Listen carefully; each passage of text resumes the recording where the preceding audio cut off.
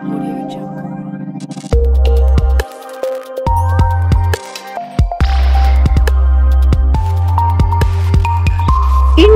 TV9 news Maharashtra.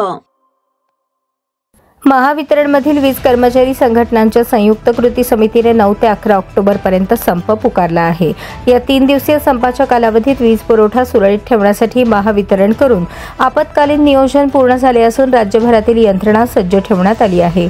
तसेच गंभीर कारणास्तव घेतलेल्या रजा वगळून सर्व अभियंते, अधिकारी आणि कर्मचाऱ्यांच्या रजा रद्द करण्यात आल्या आहेत। रजेवरील कर्मचाऱ्यांना तातडीने कामावर रुजू होण्याची सूचना देण्यात आली आहे। व्यवस्थापनाकडून वारंवार सकारात्मक चर्चा व आवाहन करूनही संयुक्त कृती समितीने संपाचा निर्णय कायम ठेवला आहे। वीज ही अत्यावश्यक सेवा असल्याने नागरिकांची गैरसोय होऊ नये यासाठी महाराष्ट्र अत्यावश्यक सेवा परिरक्षक अधिनियम लागू करण्यात आल्याने हा संप बेकायदेशीर ठरला आहे। संप काळात नागरिकांनी वीज पुरवठ्याबाबत कोणत्याही नकारात्मक व चुकीच्या संदेशावर विश्वास ठेवू नये। वीज पुरवठा सुरळीत ठेवण्यासाठी पर्यायी यंत्रणा युद्ध पातळीवर रात्रंदिवस सज्ज करणार आहे।